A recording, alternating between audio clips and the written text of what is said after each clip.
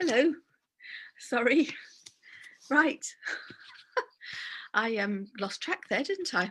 It doesn't come up and give me a screen. So hello, welcome to the this evening's. Oh, now I was mute myself. There we go. Okay, so hello. I've put myself right off there. So it's Caroline from Bubbly Maths, and I am presenting these lives with the materials provided by AIMSEC and their Aiming High website. AIMSEC provide high quality professional development for teachers in Africa, and the courses are available with the fundraising that we do for them, and that lots of fundraising has to be done so that teachers in disadvantaged and rural communities can attend at no cost to them. And the resources that have been created or have been created online for them are now being converted to resources that are available for home learning. There's home learning and inclusion, and these are what I'm presenting to you. Tonight we're going back to the Checkit game. It's called Checkit because it involves checking, surprisingly. And we're going to review all the different things. I was finishing my notes there. So we've got addition, subtraction, multiplication, division. We've got negative numbers, sub-zero. We have, we can do times tables. We can make it a game of times tables, fractions, decimals, early years options, and anything else. What's that there? Fractions, decimals.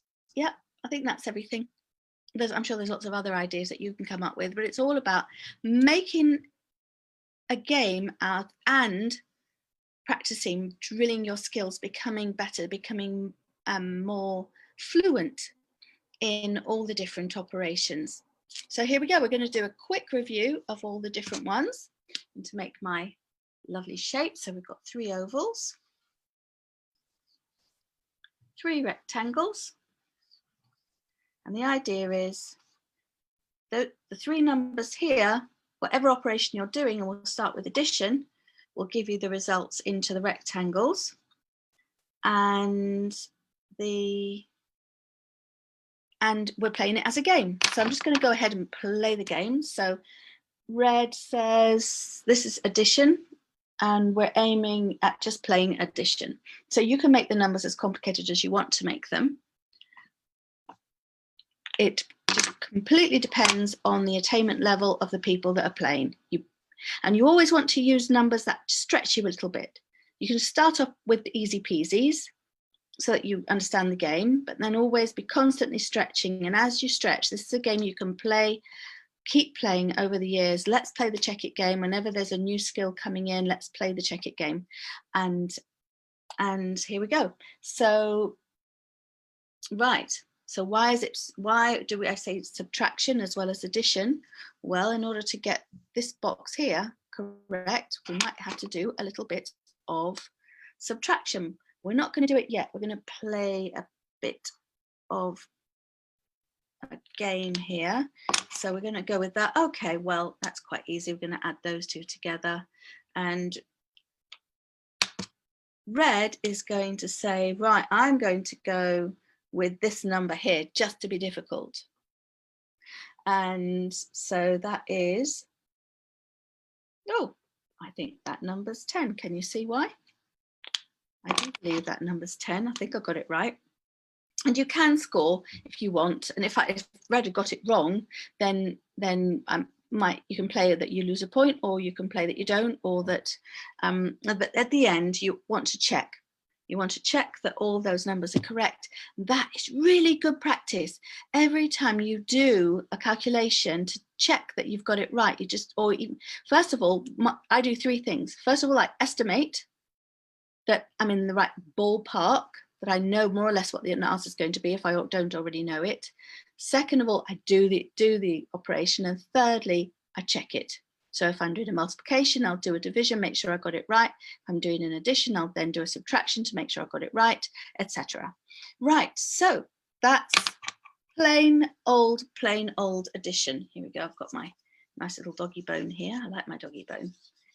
And it does do a very good job of getting rid of these digits. So we're going to stick with addition. Now we're going to go to addition. What's that? Is that addition? Yes, it is. We're going to go sub-zero. Ooh, I'm going to start with, no, I'm not. I'm going to start here. I'm going to start with 10. Now, red has decided, okay, I'm going to put the number here, and because it wants blue to do a subtraction. So blue's like, okay, well, in that case, that'll be 15 there, and that's okay. Okay, now red is now saying, I'm going to put that there. So what does that force? Actually, no, blue goes, well, I'm not 100% sure what that's going to be. So let's work this one out. Well, if that's 10 and that's going to go to 5, then the only way to do that by adding is if you effectively add -5 to 10. So you're effectively subtracting 5 from 10 to get 5, in which case the other one is quite simple. It is, and in my notes, I've actually got it wrong. So 15 plus -5 is 10. I think I've got it right. I didn't play this game enough as a child. Therefore, I'm glad I'm playing it now. It's never too late. I'm 58 years old and I'm learning every day. But as you can see, not nimble yet. I should be playing this game. I should be encouraging people in my life, especially the young people in my life, to play this game. And I will get better at it. By the time my young people now are teenagers, my grandson and my nieces and nephews, I should be really good at this. Right, so that is, let me just mark off what I've done. So that is, we've gone sub-zero, we've just gone normal addition. Now we're going to do decimal addition. I hope I've got my notes right this time. Right, I'm going to go with 0.0. I'm going to keep my decimals super simple. Now you can make them, you can make them more complicated, please do.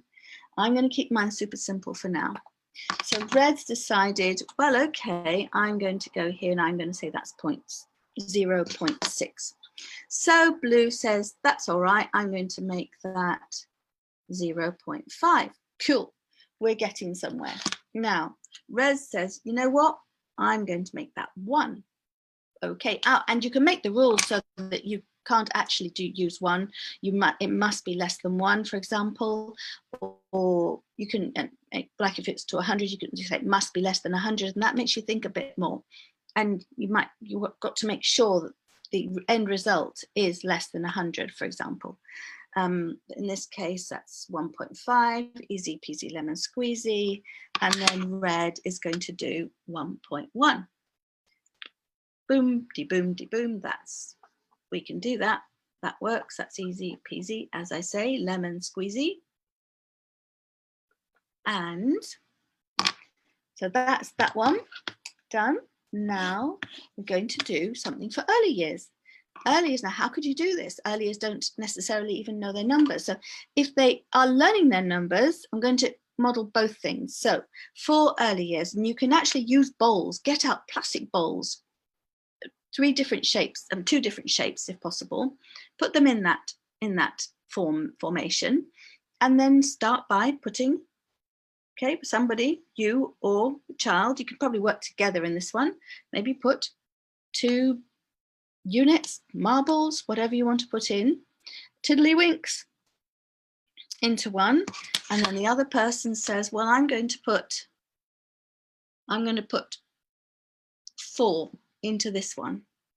Okay, well, if you have 4 in that one, we're adding, in this one, we have to have everything that's in there plus everything that's in here. So we're not taking them out to put them in, because if we take them out to put them in, then we don't know what to put in this one. So in this case, it's not about taking 2 bowls and putting them all together in one. It's about leaving them in their bowl and then seeing how many it is. So it's 1, 2, and then we put, there's 4 there, 1, 2, 3, 4. Do it at whatever speed you need to do it at, and especially with early years, only do it while the early years person is engaged. And then just keep coming back to it as a game. And as you keep coming back to it, the next time they come back, they'll be a bit more confident, and the next time a bit more confident, then they'll start coming up with their own ideas and their own rules. And it's not something you want to push, just so that you know. So we count them all. 1, 2, 3, 4, 5, 6. So for 2, 1, 2 there, 1, 2, 3, 4 there. All together you need 6. So now we're going to go over here. Whose turn is it? It's Red's turn. So let's put 3 in there. So Red is now going to go, well, which one, where does Red want to go? Red's decided to go here. So that's 1, 2, 3. 1, 2, 3. 1, 2. 1, 2, and you've got 1, 2, 3, 4, 5. And if you want to draw the numbers, you can draw the numbers. And it doesn't matter if the numbers are not perfect. What matters is that they're having a go. And finally, the last one, 1, 2, 3, 4. 1, 2, 3, 4, and then 1, 2, 3. 1, 2, 3, and then count them all. 1, 2, 3, 4, 5, 6, 7. Nice and slowly. I'm not modeling the speed at which to do it. Nice and slowly, and allow the learner themselves to do the counting. Don't count yourself. And you can, and it's not, and if correction isn't by going, no, that's wrong, this is the right thing. If they count whatever they count, it's not about correction. You can just go and count them yourself. Go, 1, 2, 3, 4, 5, 6, 7, and leave it at that. What we don't want to do is create any stigma, or it's not an issue, because if they're not counting correctly today, if you're modeling good counting, careful counting, they will get it. It's all you have to do is model it. And it's not about correction, it's just about modeling. Now, and it's about them having a go. Now, what did I want to say about early years? I don't remember, so we'll leave it at that. If you review the yesterday morning, 10 o'clock, I did an early years session. So now I think that's everything. Oh, yes, no, we're going to go with multiplication. And with multiplication, we're going to start with, so there's lots of different ways. I'm going to combine two things. I'm just going to make it multiplication. But if you're learning your times tables, then you can integrate that in. So for example, if you're learning times tables, you can make sure if you've got 6 times table, you can make sure you're using a 6. And then for me, I've just finished learning my times table, my 6 times table. I didn't know my 6 times tables. This is, I do what I do because I was actually not good at maths at all when I was younger. And I never did become fluent at mental arithmetic or my times tables. So I've decided, you know what? No, I'm not going to accept that anymore. That's fine. That was my story, my history. That is not my future. That's my past. So, because I've spent the last 15 years making maths fun for kids of all ages. And because I understand what it's like to struggle with maths. I decided recently I'm no longer going to be that person that can't do their times tables. But anyway, I've learnt mine, but this is a way to practice it. So put in the 3 that you are struggling with and use it. You can do it that way, or you can leave one out and just go one at a time. Or the other thing you can do, and then put in the answers, the other thing you can do is just put in the answers. And what was that one? It was 6, 7, 6, 8. See, I haven't done my 8 times table yet. So it was 7, 8, hold on, 56. So just put those 3 in and get them, you can do it as literally that you're setting an assignment, as it were, or you can just, it doesn't have to be an assignment. You're playing the game where you put in numbers and you have to work out which the external numbers are. And then it's their turn. It's not, you're not setting an assignment. You're taking it in turns. You're taking it in turns to do it. So then it'll be their turn. So they might choose 3 times tables that they know. and then it's your turn. You've got to work out which ones they might be. And then what you're also revealing is the factors. And you could even do that. You could say, well, okay, well, it could be 6 and 8, or it could be 12 and 4. Oh my goodness, and what else could it be? You could actually find all the different factors. So there's so much scope in this game. I just really love this game, and it is fun to play. When I play it, there's a video on YouTube on the Maths Toys channel of myself and Tony playing it, and I've actually cut out all the giggling and laughter, sadly, but we had a lot of laughter involved in it. And so let's see, we've done that. So I think there's only one thing left to do. We've done the decimals, we've done the early years. There's the one and last thing is we're going to do fractions. You can do fraction addition, and we're just going to do multiplication. I'll let you do the addition, and I'm going to start off with 3/4. Now, a fraction doesn't have to be in that format. Whole numbers are perfectly valid, so we're going to go with whole numbers. I'm going to go with a 4 here, so that's easy peasy lemon squeezy. That therefore is a 3 there. Now we're going to go over here, and we've decided, okay, I'm going to do a half of 3/4. I have to confess, when I did this the other night with Tony, I could do this one. That wasn't a problem. There you go, half of 4, easy peasy, again, lemon squeezy. But I had to do half of 3/4. Now I can do it. I can do the, I can use, if I write it down on a piece of paper, I can do, there's a formula that I learned in school, but I realized that I didn't really know how to represent it, how to make it pictorial, how to get to be able to visualize a mental image of half of 3/4. So what we came up with was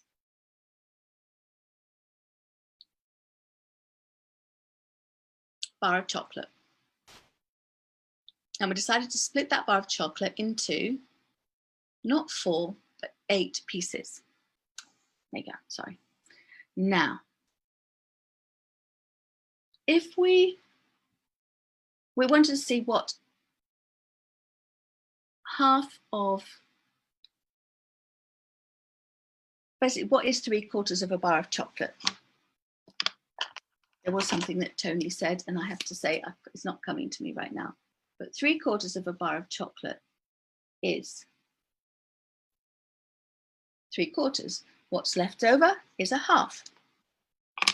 Now, what